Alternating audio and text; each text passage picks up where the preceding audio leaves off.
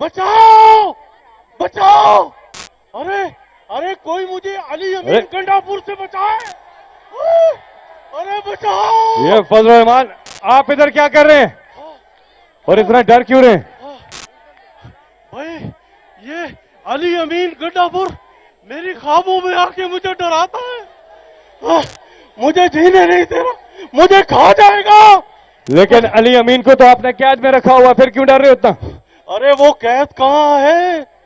अरे वो पता नहीं कहां से निकल के मुझे ख्वाबों में आके डराता है और मुझे करता है बाओ। ये बताएं कि आप हंसे थे, उनके जो बाल काटे गए आप उस पर हंसे थे बहुत ज्यादा, क्यों? फैसल भाई, हमने उनके जो बाल काटे थे ना, वो इसलिए काटे थे ताकि उनका खौफ खत्म हो जाए। लेकिन हमारा अंदाजा गलत हुआ। अरे उसका खौफ खत्म नहीं हुआ, बल्कि उसका खौफ तो और बढ़ गया। जैसे ये आपका कप्तान इमरान न्याजी कहता था ना, मैं इक्तदार से निकल के और ज्यादा खतरनाक हो जाऊंगा। अरे वो तो बिल्कुल हो गया। अब तो गंडापुर उससे भी ज्यादा खतरनाक हो गया। आपने अभी से रोना शुरू कर दिया, अभी तो पार्टी शुरू हुई है। पार्टी? अरे पार्टी? अरे अरे पार्टी से याद आया, आप मुझे अपनी पार्टी में शामिल कर सकते हैं? आप हमारी पार्टी में क्यों आना चाहते हैं? आपकी तो हुकूमत जो है उसमें तो डीजल जो है वो उसकी वैल्यू बढ़ गई है। देखे देखे, आप मुझे डीजल न कहें।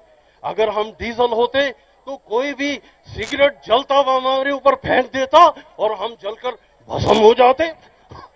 हाँ, ये आप बिल्कुल हमें डीजल मत कहें, वरना हम आपके जनरेटर बंद करवा देंगे। फिर क्या करेंगे?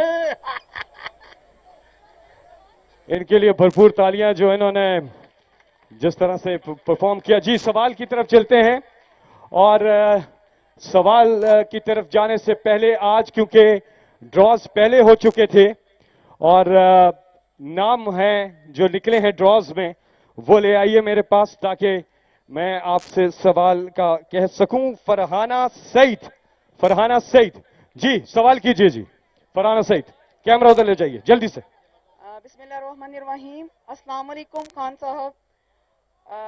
मैं फरहाना सईद फैसलाबाद सिटी की जनरल सेक्रेटरी हूँ इस टाइम, और दूसरा मेरा एजुकेशन से ताल्लुक़ है। तो मैं कोई 20 साल से एजुकेशन से रिलेटेड हूँ और एक अदारा चला रही हूँ, मैट्रिक तक एक स्कूल जो है मैं रन कर रही हूँ कुछ अरसे से।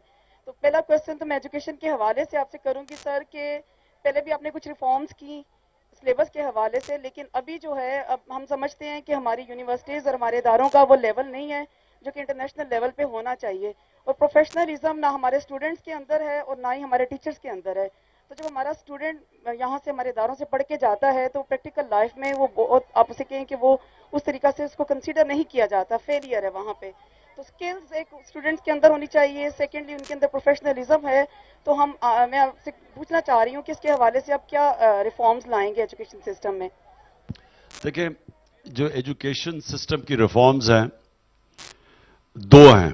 एक तो जो हमने पूरी कोशिश की कि एक सिलेबस हो पाकिस्तान में, ये जो अंग्रेजों की गुलामी का बनाया हुआ सिस्टम कि थोड़े से तबके के लिए इंग्लिश मीडियम, तो कोई 8 लाख बच्चे हमारे इंग्लिश मीडियम पढ़ते हैं, बाकी कोई 3 करोड़ बच्चे उर्दू मीडियम, और उसके बाद 25 लाख बच्चे दीनी मदरसों में जाते हैं। तो हमारी पूरी कोशिश थी कि एक सिलेबस हो सारे पाकिस्तान में जो दुनिया में होता है।